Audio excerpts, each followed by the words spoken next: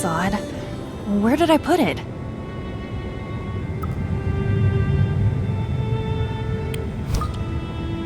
What are you looking for? Oh, it's nothing, sir. If you can't tell me, then allow me to tell you what it is. What do you mean, sir? The item you lost is... the crew manual, I bet. Of course it isn't. Yet you've been struggling with the equipment here for a while now. Don't you think it would be better to have it? That... I'm not sure about. Whatever the reason, she's hiding something. I might get more out of her if I find the manual. Is that Cheney fellow always like that? Like what? I don't know what you mean. He seems... dangerous. Dangerous? Superficially polite. Like he's looking down on others. Not at all. Philip is a valued member of the crew. He's always the first to handle the difficult passengers, too.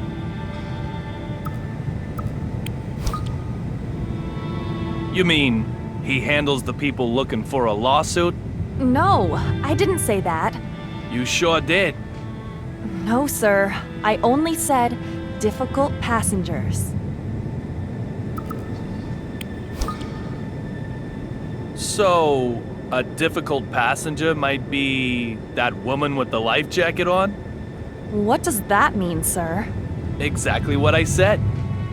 Who is she to you? It's a personal matter, but one I cannot overlook. I cannot discuss other passengers. Just a little would be okay. Surely. Right now, you're the most difficult passenger on this flight.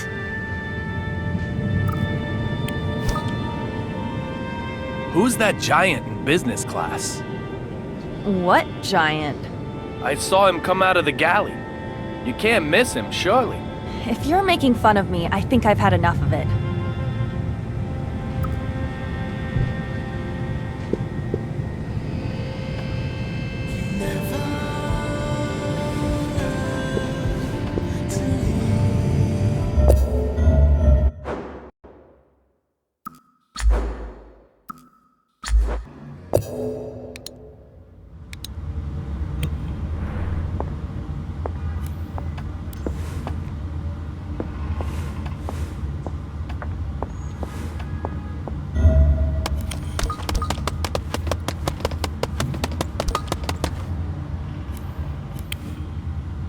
It's hardly the time to be playing like this.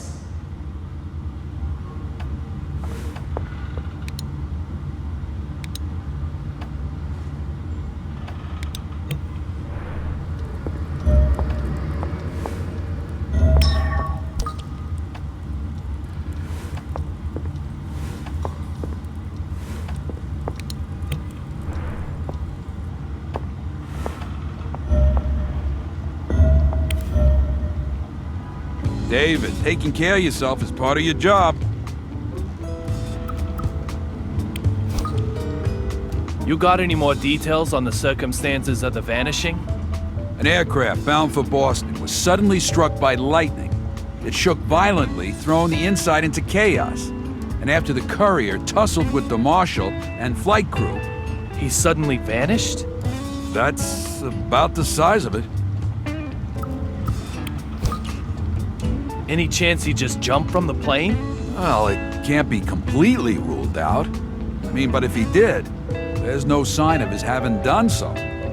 All flight paths have been checked between Boston and D.C. But we found no witnesses and not a trace of the courier. Unless he was just spirited away. There's no way we'd find nothing after 48 hours. I tell you, it's insane. It's been 2 days since the lightning strike. So where's all the info? People died during this one, including a John Doe. Just the kind of incident that airlines tend to keep mum. There's no info to sort through, because we're getting no info at all. They're more interested in blame than they are human life. Yeah, not to mention all the money. Could the John Doe be the courier? Nope. You're positive? Yep. The DNA samples don't match. He took some when he was arrested. Fair enough. About this memento, you're sure it's okay to bring it to me? Yeah, it was on the disposal list. Doesn't look like any family's coming for his stuff.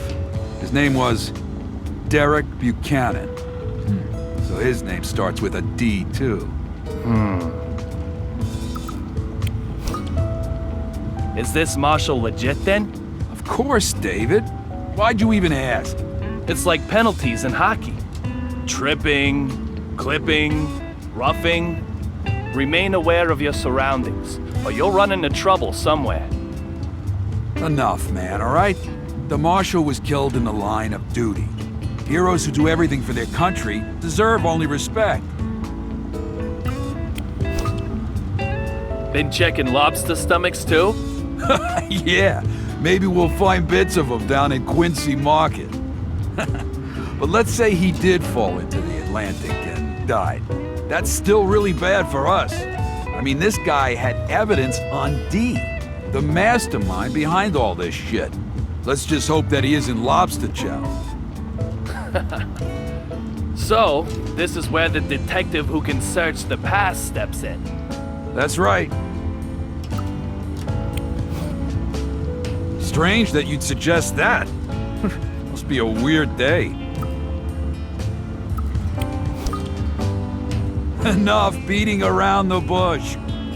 Come on, just say you want to eat. That's what I'm saying. Okay, go wash up.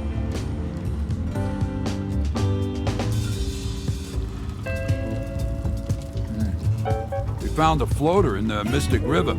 Ah, the perfect conversation for the dinner table. Perfectly perfect. Two detectives at the table, one private. Sounds like the start of a bad joke. An old couple living along Shore Drive found the body. They were out power walking and got a nasty surprise. Teddy, please. The joke goes on?